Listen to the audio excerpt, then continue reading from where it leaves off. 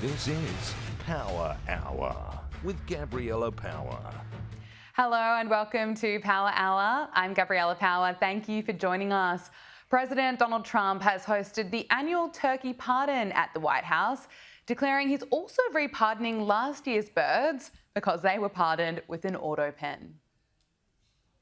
We have a department of everything. You know what that is? I think that's called the White House. Into a terrible situation caused by a man named Sleepy Joe Biden. He used an auto pen last year for the turkey's pardon. So I have the official duty to determine, and I have determined that last year's turkey pardons are totally invalid. As are the pardons of about every other person that was pardoned other than, where's Hunter? No, Hunter's was good. That was the one pardon, Pam, that was good, right? The rest of them are all invalid. I don't know what the hell you're going to do about that, but now we're going to take a little of the joking. That is a mess. He also joked that he was naming this year's birds Chuck and Nancy. The turkeys being pardoned today go by the names of Gobble and Waddle. When I first saw their pictures, I thought we should send them, I shouldn't say this. I was going to call them Chuck and Nancy. But then I realized I wouldn't be pardoning them. I would never pardon those two people. I wouldn't pardon them. I wouldn't care what Melania told me. Darling, I think it would be a nice thing to do. I won't do it, darling. And here he is pardoning one of the turkeys.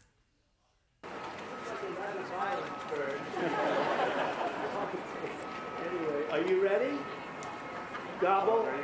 I just want to tell you this, very important. You are hereby unconditionally pardoned. Praise the Lord. Praise the Lord. That's good. Beautiful. That's nice. Who would want to harm this beautiful bird? That's good. That's good. Thank you very much. Fantastic job. Thank you very much. Thank you very much. Enjoy this while it lasts. He is by far the funniest president we have ever had. Now, yesterday we spoke about the FBI's transparency or lack of transparency when it comes to would-be Trump assassin Thomas Matthew Crooks. The FBI says that Crooks acted alone and was not known to law enforcement when he attempted to kill the president, and that's a conclusion that the president is satisfied with. FBI Director Kash Patel has given an interview where he was asked directly about the concerns that the FBI under Biden missed multiple opportunities to stop Crooks, especially given his digital footprint that was becoming more and more extreme. What explains the discrepancies and confusion over Crooks' online activity? Look, I think, Catherine, you know this, in media, everyone's entitled to their opinion and everyone's entitled to put out whatever they want to put out. But what we, the FBI, are not entitled to do is trample over your First Amendment rights. And so while people are asking why the prior administration didn't find Thomas Crooks earlier, and it's a valid question, by the way. One, you can ask the prior administration, we weren't here. But two, this FBI or any FBI doesn't have the ability to go out and monitor, nor should it, people who are on YouTube or on social media platforms or on email platforms. And we have to balance both the criminality, if there is such, versus the First Amendment protections, which we must adhere to. This is at odds with what former FBI Assistant Director Chris Swecker told the New York Post. He said it's clear that he, meaning Crooks, was popping off on the social media sites and saying things that should have garnered attention, and that constitutes a miss on the part of the FBI. Now, Kash Patel was also asked about Crooks' motive. What was Thomas Crooks' motive? He, as has been publicized, had a basically hateful relationship with the United States government, talked disparagingly about both political parties, to include President Trump, and talked about the need to take matters into his own hands, and unfortunately that's what he did. Although the investigation is pending/inactive and could be reopened if they receive new information, the FBI is also making it clear not to expect any more answers. You mentioned earlier that you've been briefing President Trump. Is President Trump satisfied by the findings? Yes. No more questions? No. If you're a homeowner in America, you need to listen to this. The FBI has been warning about a type of real estate fraud on the rise called title theft, and your equity is the target.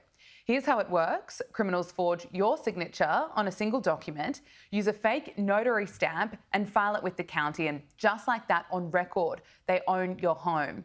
Using your ownership, they can take out loans against your equity or even sell your property, and you won't know about it until foreclosure or collection notices show up in the mail. That's why I've partnered with Home Title Lock, so you can protect your equity and find out today if you're already a victim. Use my promo code POWER at hometitlelock.com. You'll get a free title history report and a free trial of their $1 million triple lock protection. That's 24/7 monitoring of your title records, urgent alerts to any changes, and if fraud occurs, their US-based restoration team will spend up to $1 million to fix it. Don't be a victim, protect your equity today. That's hometitlelock.com, promo code POWER, or use the link below.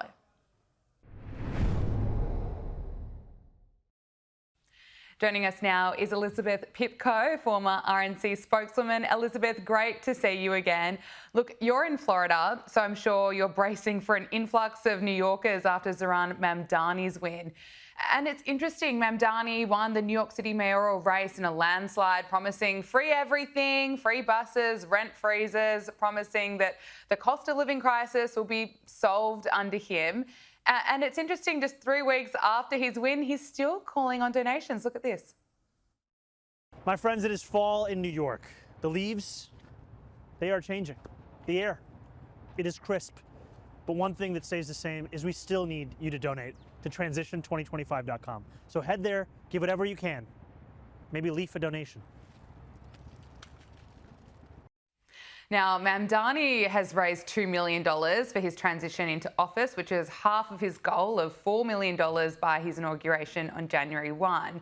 What do you make of watching Mamdani there shamelessly asking for money for his transition team? You know, he's about to be on more than $250,000 per year as mayor of New York City. Of course, the minimum wage in New York City is around $16.50 an hour, so he's doing well. He'll also be living rent-free in Gracie Mansion, which is the official mayoral residence, and he's asking New Yorkers to cough up after promising free everything. What do you make of this?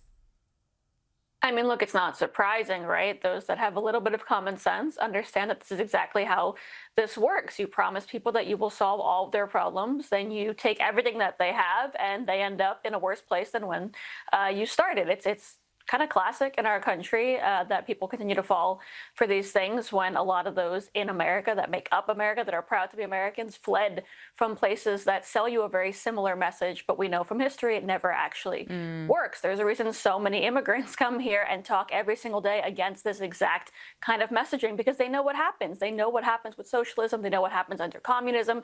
They know how great it sounds, but how horrific the results always end up being. And I just hope that people learn their lessons. I was born and raised in New York. I love New York.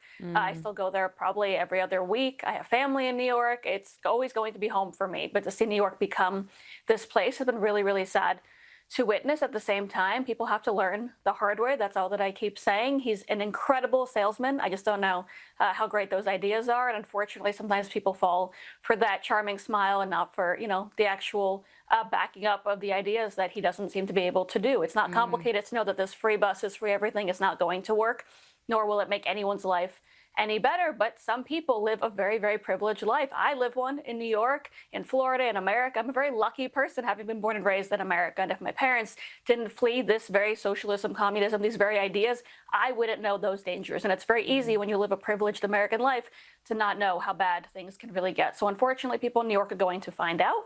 But sometimes that's kind of the best way to learn. Yeah, and as you say, they may be finding out the hard way. Mamdani has expanded the breadth of his transition team as he prepares to take office in January, and it's been revealed that Alex Vital is part of the team leading community safety. Now, he's the author of a book called The End of Policing. And just as the title suggests, the book argues for disbanding or drastically reducing many of the roles that police currently play. It challenges the assumption that more policing equals more safety. Here he is making the case to defund the police. more recently, we also hear the language of invest, divest, or defund police to invest in communities. But it's never just about cutting the police. It's always about also investing in these targeted evidence-based strategies to produce safety without all the collateral consequences that inherently come with policing. Elizabeth, and this is the person Mamdani has brought on to lead community safety in New York City. Right.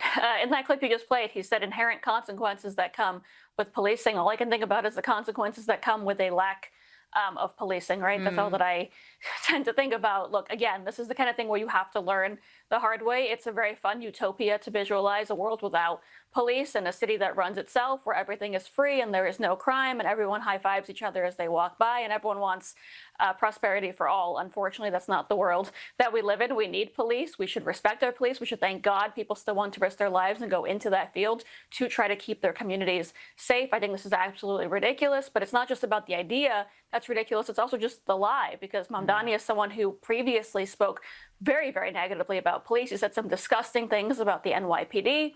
And then I think we had that shooting in New York where people were murdered, 4 people, including a police officer. That's when he came out and apologized and said that he's rethought some of his, prior statements on police. And now it seems as though none of that is true, of course, as we all knew. And he actually hates the police, just like a lot of privileged, white, upper scale New Yorkers do, who have their own security and don't need police. And it's usually the people that actually are struggling every single day that need to be helped, that need the police to keep their communities safe, and that actually want to be told they can make it in this country instead of being told the opposite. It all kind of goes together. And again, unfortunately, it's a lesson that has to be learned. I pray nobody gets hurt in the process, but we learned a long time ago when Democrats tried to push this message. The majority of Americans do not believe that a city without police is a better city. No, absolutely not. Look, finally, on Mamdani, before we move on from him, we saw him meeting Donald Trump last week, and he went on to go on a news network to claim that Donald Trump is still a fascist in his view, and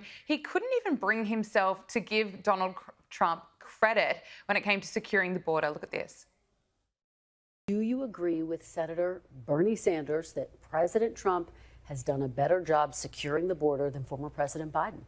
I haven't thought much about comparing presidents on the question of securing the border. I think it's important that it's secure, and I also think it's important that we have an immigration system that is humane.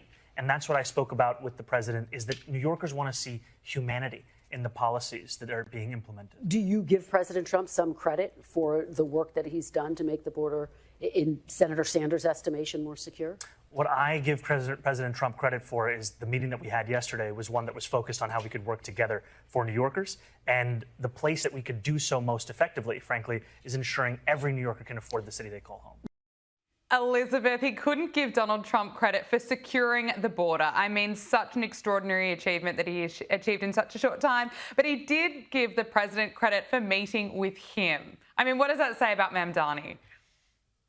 I mean, I'll let people decide for themselves. But look, how can you go out there and give anyone credit for securing the border when the majority of your own voters don't believe that we should have a secured border to begin with, right? If you don't believe we should have security, if you don't believe we should have a system that favors those that want to come in legally, if your supporters actually support the opposite of that, you definitely are not going to go out and thank Donald Trump for all the hard work that he's done, focused on the border, but focused on immigration in general. That's obvious. I'm glad he gave him some credit for meeting with him. I actually give them both credit for meeting with each other. I'm sure both of them didn't expect to, have such a pleasant meeting. And I think for those of us that know Donald Trump, like we do now for 10 years, I expected a very pleasant meeting. I tell everyone, you'll be surprised how charming he is when you're in a room with him.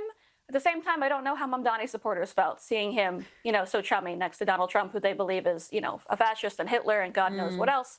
But we will see what happens when he gets into office, right? Because it's great to get along. It's not so great if Donald Trump has to sit down and watch you tear apart the city that he loves so much. And that's when things are going to get a little difficult.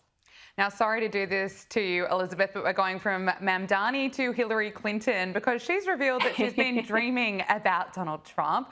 Here she is speaking at an event saying that she's been dreaming about the day that Trump is gone.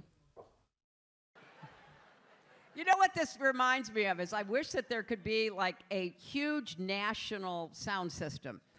And we would all wake up and they'd say, attention, attention, we have found the problem and we have solved it. He is gone. Then she laughs and laughs. It's so bizarre. She thought it was a good idea to, one, say this, and then she posted it on social media. I mean, proud of the dream that she's had that Donald Trump is gone, speaking clearly to her TDS suffering audience. I mean, talk about living rent-free in someone's head. Look, it's kind of just sad at this point. The whole thing, I like the word you use, it's just bizarre. At the same time, if you really think about it, this is someone who was told by the entire Democrat Party and establishment that she was going to be president, at least in her lifetime. She thought she was going to be president when she ended up losing to Barack Obama, and she thought it was guaranteed when she went up and they took the votes again from Bernie Sanders, gave it to her, gave her that platform, gave her the spot, gave her the nomination. She thought Donald Trump would be no competition for her. She got demolished, obviously, in one of the craziest upsets, I'd say, in American history, certainly in political history worldwide. And I think for her, it's something that's going to haunt her till the end of her days. And that's kind of what happens when you believe that you are better than the American people and you know better than the American people. Sometimes you end up with a really, really rude awakening. That's what she did. And I really wish that with all the connections that she had, all the money that she's earned, by the way, on the backs of the American people, she could spend her days trying to give back and show the world what kind of leader she could have been instead of talking trash about Donald Trump. But I'm not going to hold my breath. Now we've got to move on to Greta Thunberg. Sorry, probably another person we don't really need to waste time on, but Greta Thunberg, the climate activist, has been slapped with a 48-hour ban from entering Venice after joining Extinction Rebellion protesters in dyeing the Grand Canal bright green. So she was fined, or reportedly fined, $172, and the group argued the stunt was designed to draw attention to the massive effects of the climate collapse.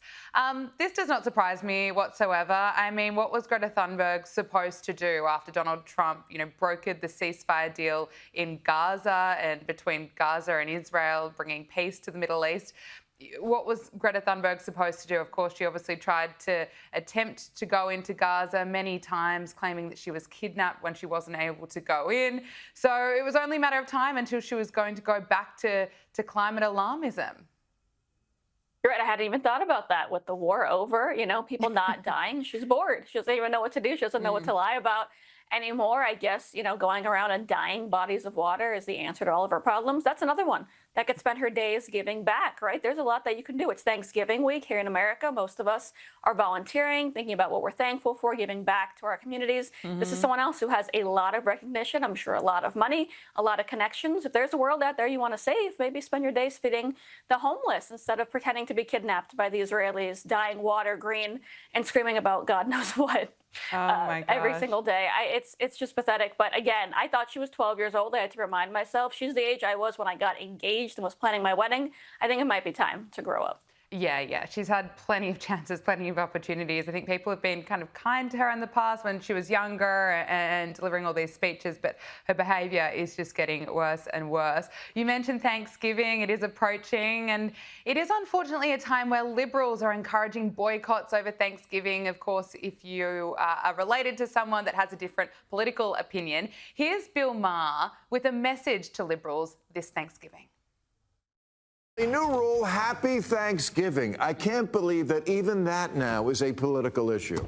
It is a real shame what's happened to this holiday, which used to be all about the good F's, food, friends, family, football, fun. And now it's you. You're not even invited because you voted for the wrong person. I'm so tired of liberals ghosting half this country. Conservatives do it too, but not nearly as much. Look, whoever's doing it, it's got to stop, because we're at a point now where politics has broken up more families than letting your wife see your phone. Great message from Bill Maher there. The Liberals, will they listen? I don't think that they will. They are angry. They are comfortable being angry. They are content being angry, and they will continue to be angry. Look, I have liberals coming to my Thanksgiving dinner. I have conservatives coming to my Thanksgiving dinner. I don't care, as long as you eat and you have fun and you watch football and you love this country and you love everything that Thanksgiving stands for. It's really not that complicated. And again, maybe, just maybe, it's not just about voting. Maybe it's about food and family and your community and so much more than who was in office that year. I love Donald Trump. I worked for him for 10 years. And if you didn't, you are still invited to my Thanksgiving table. Oh, Elizabeth Pipko, it is so wonderful to speak to you. Thank you so much for joining us on Power Hour. Thank you. It's time for Media Meltdowns, and comedian Bill Maher is helping educate the TDS-suffering celebrities, and we are here for it. Watch them learn. Author Mel Robbins, who's known for her self-help work such as Let Them Theory, is angry with Donald Trump. Why? Because he's building a ballroom at the White House. Like, I see so many people are upset about him building a ballroom. I could give a I don't give a about paying for it, whether you voted for him or not. No, we're not paying for it. It's private. First of all, even if we did, you well, it's could already not... bulldozed, so any time you spend burning up about it, it's already happened. You have to decide what are you going to do in response to it. And it's like not the thing I want to concentrate on. There are so many bigger things that are consequential that I don't like him doing. And they tried to gin everybody up about, well, they're knocking down the White House. They've changed the White House before. And the White House does actually need a ballroom. You know, we're a big country. We were having state dinners and people were like under a tent. I've had better parties than that. So I am not, you know, but I still do think you have to choose your battles. You have to pick what you get upset. Yes, so if... Yeah, it is well known that this is costing taxpayers $0, but that's often what happens when there's just so much Trump derangement syndrome. The facts, they get lost, they completely disappear. However, Mel Robbins is probably in a bit of an echo chamber and perhaps just missed the crucial detail that the ballroom is being privately paid for. And she is nothing like the extreme left, woke, insufferable Joy Reid, who takes pleasure in mocking widow Erica Kirk because her murdered husband was a conservative. Here is Joy Reid and her two miserable lefty friends laughing and mocking Erica Kirk for hugging JD Vance in a shared moment of grief and then pushing a deranged conspiracy theory. Motivates them so they can't have the successor to MAGA be the guy with the brown Hindu wife. They're also Christian nationalists. That ain't gonna work. That's why he's throwing his wife under the bus for Usha, or she's in on it, right? And she's playing slap and tickle with Erica Kirk's the weirdest I've ever seen. Yeah, she's like in her Tammy Faye era. Okay, holding on the back of his head and rubbing on his head. Some weird. BB, don't do that to Jason. I'm gonna start thinking something's going on. Why you holding the back of his head? I'm like, you not doing that right thing. You're supposed to be a widow. You in leather pants. Yeah, that's not widow wear. Could you imagine wouldn't it be the most perfect fairy tale, MAGA fairy tale? Yeah. If he finally sees the light that he needs a white queen instead of this brown Hindu. I mean, I'm not saying that's happening. Right. Or maybe that Usha's not even in on it. Maybe she's whatever. But that's one entrant. Another entrant is frankly Donald Trump Jr. If he can, keep it together. Yeah, she's so disgusting. As Charlie Kirk said, you can tell a lot about a person by how they react when someone dies. Australia's world-first social media ban for under 16s is just weeks away from being enforced. Teenagers will no longer be able to access Instagram, TikTok, even YouTube, sparking plenty of concerns around privacy and the measures that will need to be taken, such as digital IDs perhaps. Joining us now is Rick Richardson, Australian inventor. Rick Richardson, thank you so much for joining us. Thank you for having me. So you're the inventor of a software activation, and your current focus is making the internet safe for children without destroying individual privacy. Now that, of course, is a very crucial point. So you're doing this through SafeGen. Can you talk to us about how this works? Well, most of the way companies are now trying to work out which accounts are linked to kids. They're doing a whack-a-mole kind of experiment with it, trying to use AI or face scans or surveillance of the account, or demanding digital, identities. But there is another technique which is called age gating, which is what my technology does, and which is quite easy to implement. And I don't think many people understand how available it is. But basically what it means is that if you link a device, a phone number, to a child, you can just have a binary decision, yes or no. If that phone number is associated with the child, then don't allow them to have an account, or don't allow them to continue to have the account until they're of a proper age. And I suppose that's such a important feature for parents with children on social media. What do you make of the government, though, enforcing this social media ban for under 16s? We're now seeing other countries around the world, such as Malaysia, potentially going to adopt what Australia is doing here. Do you think it's the right move? Well, you know, I have quite a few grandchildren, and it's when you exposed to some of the things that they see on adult sites, it becomes really vivid, you know, why this needed to happen. In fact, what started it for me was this was like an intellectual challenge initially, but when I saw a report from The Guardian in the UK where it said that 3/4 of the kids that they had interviewed had seen a beheading. And I just imagined my own grandkids having seen a beheading, and my daughter never having seen a beheading. Their mother has never seen a beheading. I'm just thinking this is a completely different time. You know, my daughter's a pretty tech savvy person. She grew up with technology, but she is not being exposed to the things that modern technology is possible now. So, you know, it is really a different world. And although on the other side of it, you're thinking about how this could be seen as an infringement on people's rights and everything, when you think about a kid being exposed to adult themes, adult content, you really understand it's important to have that delay in there. So personally, I agree with it, but this is to me, this is a get the guns kind of moment where Australians are generally pretty laid back. They don't like having a big opinion about things. And then all of a sudden, they just decide that common sense overrules everything, and they say that enough is enough. And because 80% of parents are all for this. So even though I have a personal position on it, the government's call has been to make this law. And so the idea is to try and make it as simple and as easy as possible to execute. And you know, from my perspective, it was most important to make sure that nobody has to hand over identities, and everything that's done is anonymous, so that, you know, we're not getting scanned and we're not getting surveilled, and all kinds of shenanigans are happening. Because I think that's a pretty key concern about the ways we may need to access social media from now on. Concerns around the potential digital IDs being enforced. So I suppose through SafeGen, that's not going to happen? Yeah. Well, to understand how it works, basically, every phone number can actually be turned into a hash, which is a scrambled version of that phone number. So rather than trying to identify every Australian that connects to social media, what we do at the moment is we have parents come in and voluntarily identify their kid's mobile phone number. It's hashed.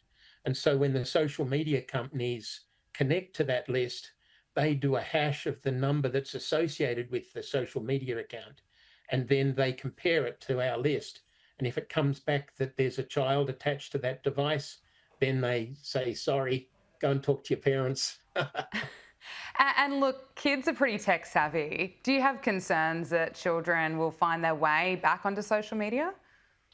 Yeah, well, very early in this process of trying to solve this problem, I have some friends that are in the IT space, and they're very tech savvy, and their kids just give them all kinds of grief with parent control software, you know, like, and for them to have trouble, I'm thinking it's a constant battle, and he just so frustrated, and he knows what he's doing.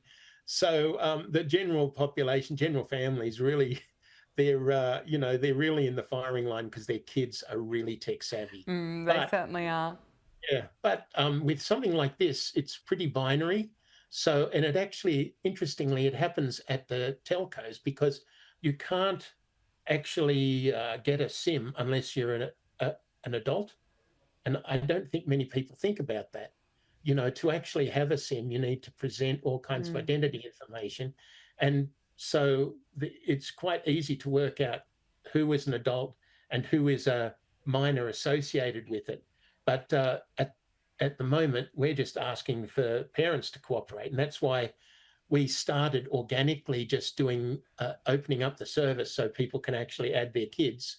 And we've got a simple sign-up system on the site, on the safegen.com.au site, where people can add themselves first as a parent and then add their child's number. And it all just happens automatically from there. There's no stuff you've got to do on the phone. There's no software to load or any of that. It's all done at the social media side. And the social media companies are all collecting mobile numbers anyway, because that is what you use for your second factor when you authenticate your account. So it's one of those things which is pretty obvious after you see what we're up to. Yeah. Well, I certainly, it really becomes a good, simple national solution. yeah, well, it's certainly a great focus to focus on, making the internet a safer place for children without destroying individual privacy. Rick Richardson, Australian inventor, thank you so much for your time. Thank you. Joining us now is broadcaster, barrister and president of Octopus TV, Andrew Eborn, joining us for all the royal news. Andrew, great to see you. It's always a joy to see you, Gabriella. We are starting with your favourite, Meghan Markle, because she's released a promo of her upcoming Netflix Christmas special featuring an appearance from her husband. Let's just take a look. Finding time to connect with the people we love. Yeah. Embracing traditions. I like this. There we go. And making new ones. We are now in the Christmas spirit. It's pretty jolly here. Let's go craft. Heyo. It's so pretty. So easy and elegant. It's better the next day and everything turns red. It's so festive. Being a hostess or a host, it's about making people feel comfortable. You can do things that make people feel a little bit more seen. See? Oh, Andrew, she'll tell you how to be the best host. It's a Christmas special, but she's not calling it that. She's labelling it a holiday special. And now Harry's being featured. Will that improve the ratings? Well, I'll tell you what, they should rename it, shouldn't they? Ginger Nutmeg. They can work on that sort of basis, because there he is. Back he is at long last. Prince Harry has been reunited with Meghan. He was basically not really there in the first series and absent completely in the second. So here he is, ready for the Christmas special. And lovely to see him, isn't it good? But he did seem a bit uncomfortable. Meghan's very used to sort of the limelight, if you like. He much prefers service rather than all the celebrity bits and pieces that are going on. But there she was, making people feel comfortable, telling people how to have the perfect Christmas in between the Christmas trees and other bits and pieces. And as we say, Prince Harry's there making his on-screen appearance. That will undoubtedly increase the ratings. And there he was, stirring a bowl. Now, you might remember that back in 2019, he missed out on the 4-generation pudding bowl stirring that Her Majesty, the late Majesty, the Queen had. And they had Prince Charles was there. There was also Prince William and a young Prince George. And this was the pudding preparation that they did, stirring the pudding, which is wonderful. Harry was unfortunately absent for that, but he's certainly going to be there for this particular series. The other interesting thing is the timing when this trailer was released. I was in Paris at the time. I was invited to see a superb concert by Miel de Botton, who was supporting Simply Red, celebrating 40 years. I was in Paris watching this release. What was going on over here is Prince William and Princess Catherine were attending the Royal Variety performance. And surprise, surprise, what a coincidence. That's the moment they chose to drop this trailer. You might remember there's a history of releasing trailers at appropriate moments. And Meghan previously announced that this series of her wonderful Netflix series, which coincided terribly upstaged by Taylor Swift's announcement of her engagement. So the timing of these things is always extraordinary. Oh, it certainly is. Now, Meghan, would you believe it, has been dubbed the Duchess of Delusion after, quote, a deeply uncool move. Now, this is after it's been revealed that Meghan was announced like royalty, even in semi-formal settings. Now, this is revealed in Harper's Bazaar. Andrew, it is absolutely extraordinary. What do you make of this? Well, I never miss an avalanche of alliteration, and the Duchess of Delusional has been destroyed. Meghan's mortifying title tantrum. There you go, throw one of those in. What this is, it was basically, she's been dubbed this, the Duchess of Delusion, and being deeply uncool by a royal commentator. There's lots of those, aren't they? Not as good as on your program, though. No, absolutely but what not. happened, it was revealed she was going to do this interview for Harper's Bazaar, or rather Bizarre, and its writer Caitlin Greenidge. She spoke about how she met up with the Duchess to conduct the interview, and it's basically in a grand brownstone in Upper East Side that she belongs to one of Meghan's friends. All of a sudden, it's just the two of them in the house. There was the house manager announced, however, Meghan, Duchess of Sussex, a big formal announcement. They're just missing the fanfare to go with it. And then Meghan would appear, as you remember those glorious sort of curtsy moments. So it was a bit over the top, but she clearly loves those titles. And what happens, one of the Daily Mail's writers, basically Maureen Callahan is her name. She's a regular critic of the Montecito couple, and she called Meghan the Duchess of Delusion, as she said. And I'll read you what she said. She said she was deeply uncool. So much of Meghan's title meaning nothing. Clearly, it means everything to her. The only thing aside from her ever-present victimhood that makes her feel validated, worthy, important. What a ridiculous, empty person she is. How deeply uncool. Well, how sad is that? Poor old Meg. Well, there we go. But that's what happened. It's been revealed feeling now. Terribly entitled. She had this glorious entrance, and it was all felt a bit over the top. A little bit over the top. I think plenty of people would maybe agree with that new title, Duchess of Delusion, maybe a more fitting title for Meghan Markle. Look, we're staying on her. One more topic to get through with Meghan Markle, because she's shared an insight into her morning routine. It's a very Instagram of her, isn't it? She shared tips for hosting overnight guests ahead of the Thanksgiving holiday. Let's look at this. I like having some of the fruits whole and the rest sliced in half. The same fruit just looks so much cuter. And on this one, let's put some whipped cream, the remaining strawberry and raspberry jam that we have. Fan favorite in my house. So good. My favorite things for breakfast with the large group is having quiche. So one of two things, if you have just a great quiche, again, grocery store or make it yourselves, you can leave it out if you know people are gonna wake up right around now. Otherwise, I would just write a little note that says, morning, help yourselves, quiche is in the oven, where you're just presenting it in a way that feels a little bit more enticing, and people can wake up in the morning and feel cared for. Andrew, insightful stuff there. You can either leave the quiche in the oven, or you can either leave it out, or you could leave a note. I mean, a lot of helpful tips from Meghan Markle. Quiche me quick, absolutely. you gotta do it. I love my quiches warm, fresh out of the oven. It's got to be good. Well, the turkeys Gobble and Waddle have just received the president's pardon, haven't they? Well, there's a couple of turkeys over at Montecito talking about this sort of stuff. Lots and lots of things. So this is basically how to look after your guests. And we've got their Thanksgiving coming up tomorrow, in fact, Thursday. And what they're going to do, these are the special tips she also gave for hosting these overnight guests. And she talks about creating stations. So basically your guests can help themselves, not just to the quiche, but to the other things indeed. Well, the stations they might want to create are the stations they can catch the train out of very, very quickly. If she gets on that sort of pretentious stuff. She's basically decanted her brand's signature raspberry preserve. It's an infomercial, if you like, because lots of her wonderful products are featured throughout all of this. But one of the wonderful revelations, which I quite liked actually, was the thing about Archie and Lilibet and how they love waffles. And apparently the late Queen's personal waffle maker, she basically gave them. She was asked by Harry what Archie likes for Christmas, and in 2021 it was revealed on the James Corden show that Prince Harry spoke to the late Queen and about a thoughtful present, and said that Archie really loves waffles. He would like a waffle maker. So that's what he has, and we saw a wonderful image of some green waffles being made for St. Patrick's Day, and so on and so forth. But you can guarantee there's going to be a lot more waffles in this particular series. Okay, look, I lied to you. I said we're moving on from Meghan Markle after the Thanksgiving segment. We've got one more topic to address, because there's been some controversy over a green dress that Meghan Markle put on during this trailer of her new series. And a source has told Page 6 that Meghan Markle allegedly walked away from a 2022 Variety cover shoot with a $1,695 green gown because it was all part of archiving her clothes as a royal. What's happened here, Andrew? Well, what I love, go for that alliteration, Meghan Markle gown gate, we could call it, couldn't we?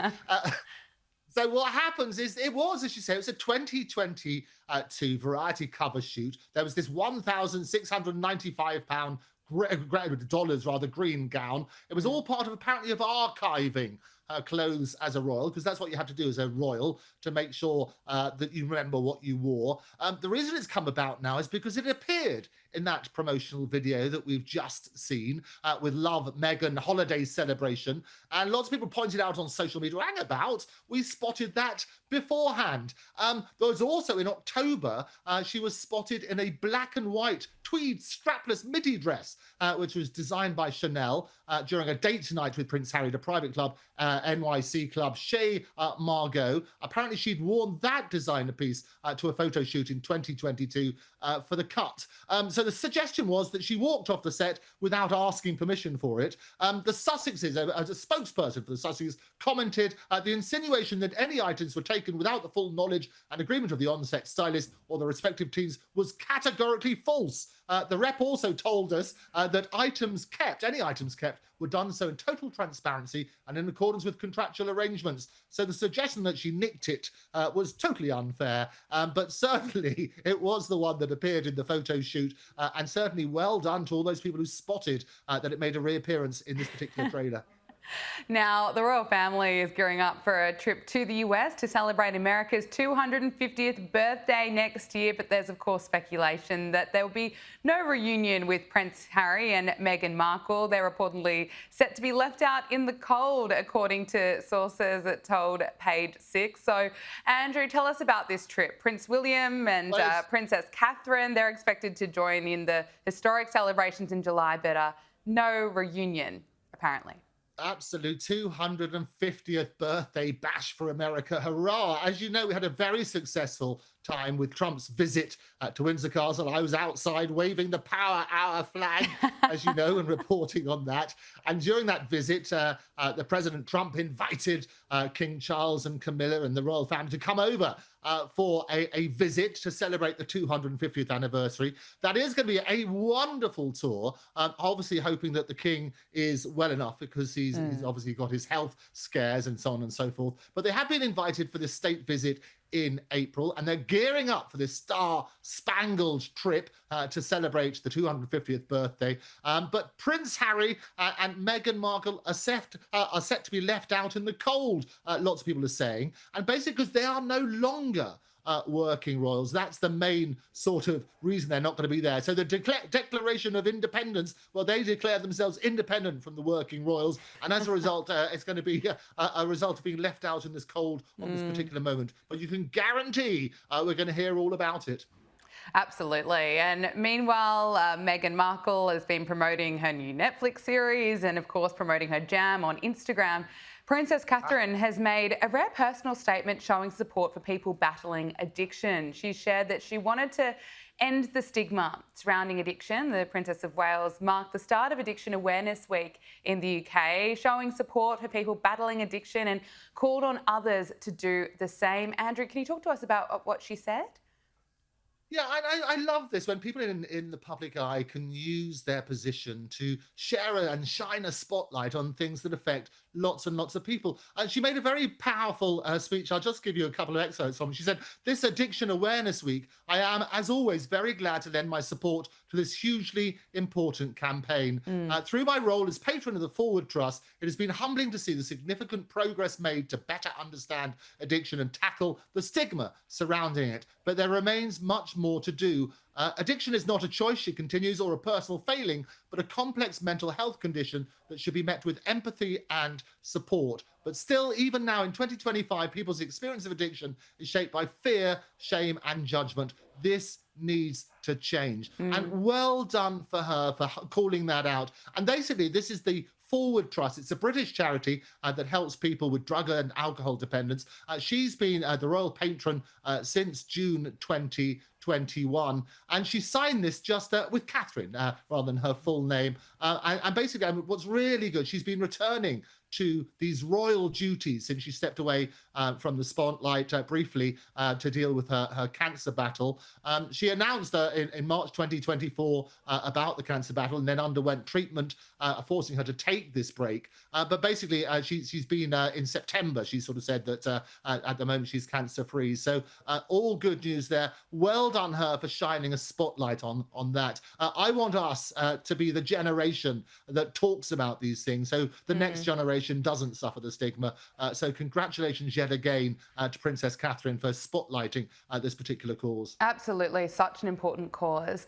The Princess of Wales has also launched a large-scale research project on the technofriends that she believes is damaging parents' relationships with children. So the Royal Foundation for Early Childhood says that more evidence is needed about what causes people to turn to digital devices rather than engage in family life, and to help really combat this problem. So this foundation is going to donate £100,000 to a study which it hopes will lead change by offering practical solutions for parents. Look, another important cause here, Andrew. What can you tell us about this? Well, it's the first thing we touch in the morning and the last thing we touch at night. It's not our loved ones, but these things, isn't it? And that's the problem. People are addicted. And what she's saying is that phones are sort of wrecking parent-childhood bonds. And she's launched this large-scale research project called this technoference, which she wants to sort of basically guard against, the interference by technology in people's lives. She said more evidence is needed about what causes people to turn to digital devices rather than engage in family life. And you see many people now in restaurants, in shops, and even sitting around the family tables are all glued to their screens rather than engaging in conversation. I'm sure you see that all the time. It's extraordinary how people date nowadays because they don't really know how to communicate. They don't know how to talk and so on and so forth. So she said that a whole generation, I support her on this as well, is more isolated, more lonely and less equipped to form those warm, meaningful relationships that were the basis of a happy, healthy life. And you might remember last week, she urged business leaders to prioritize time and tenderness alongside profit and success, saying that she believed in restoring the dignity to the quiet, often invisible work of caring, of loving well. So it is interesting. I've spoken previously about the Wales' children. And none of them have phones. 12-year-old Prince George, apparently, William's spoken about this. It's he wants to maybe get a dumb phone, not a smartphone, but one is not connected to the internet, which he might need when he starts secondary school, because it's an ongoing conflict between them, because obviously a lot of their contemporaries have phones. But it's very, very clear that this is what they want them to, not be digitally dependent at this age. It was interesting, they refer to a new survey which has said that 62% of those in the UK, adults, said that they were sometimes, often, or always distracted by phones, was a big survey on that sort of basis, or digital devices while spending time with the family. So again, I would absolutely endorse this sort of stuff. The more we can make sure that people are not digitally dependent, the better. And so well done, Princess Catherine, yet again. Let's turn to the fallout with Andrew, formerly known as Prince Andrew, and now a council in Northern Ireland has begun work to change the name of a street named after Andrew Mountbatten Windsor. So Prince Andrew Way is going to be renamed, but Andrew, the council warns it's not going to be straightforward. Well, Prince Andrew Way, no way, I can tell you what they want. So this is the Mid and East Antrim Council in Northern Ireland. They've begun work to change the name. Lots of residents complain, say, we don't want it to be called Prince Andrew Way now, so that's going to happen. What happens is there's slight complications because there are things like bank accounts, so credit card, driver's license, utility bills, and so on and so forth. They're all dependent on getting the address right. And so what they've warned about, there will be these changes, but there will be those sort of impacts accordingly. So there is this sort of bureaucratic nightmare as a result of it. I mentioned previously as well, there's a pub very near to me called the Duke of York pub, which used to have a picture of Prince Andrew outside. That has been swiftly removed in the last few months, and people are basically revisiting on that sort of basis. But there are a few Prince Andrew Ways around the UK, and all of those are currently revisiting what they should call it. Just finally on Fergie, Sarah Ferguson is tipped to take part in a bombshell interview. The ex-Duchess is said to have an appetite for revenge. She's reportedly not happy with King Charles's decision to evict her and her ex-husband Andrew Mountbatten Windsor from Royal Lodge, of course, amid the scandal involving their connection to convicted sex offender Jeffrey Epstein. Andrew, what can you tell us about this? Is Fergie going to sit down for a bombshell interview? Well, I think if you offered her a lot of money, she'd come and sit with us next week. That's what's going to happen, Gabriella. But no, she's certainly not happy. She's lived there for a long time, this 30-room Royal Lodge that we talked about. They're going to be hoofed out. I predict it's obviously going to be after Christmas now. There's discussions of where she may move next, and we've talked about that. But clearly, money's going to be an issue. It always has been with Fergie. And we've talked about various things. This is the problem with Epstein. She had to borrow money from him, the £15,000 to pay somebody off. And that's as a result of all the sort of email leaks and so on and so forth. But she's in a terrible state at the moment, not least both mentally, which is awful, but also financially. So there is talk that a number of people are sort of swirling around her because she needs the cash. And there's every possibility that she may sign up even for Oprah again for $1 million. I don't know, that's been bandied about. She might do it for less than that. The big problem for all of this is obviously the king, because his whole reign has now been tarnished with this particular scandal. He wants to move on so they can work on that sort of basis. So we hope that there will be good news for him. And indeed, his brothers down visiting various places. His sister, Princess Anne, is waving the flag around the world. And William's doing lots of great things as well, together with Catherine. So that's what they want the focus to be, rather than the continued scandal with Prince, or the former Prince Andrew. Absolutely. Andrew Eborn, royal broadcaster and barrister, and of course, president of Octopus TV. Thank you so much for your time with us on Power Hour. So good to talk to you. It's lovely to speak to you as always, Gabriella. See you next week. That is Power Hour. Thank you for your company. We'll see you tomorrow. Make sure you subscribe to Sky News Australia on YouTube.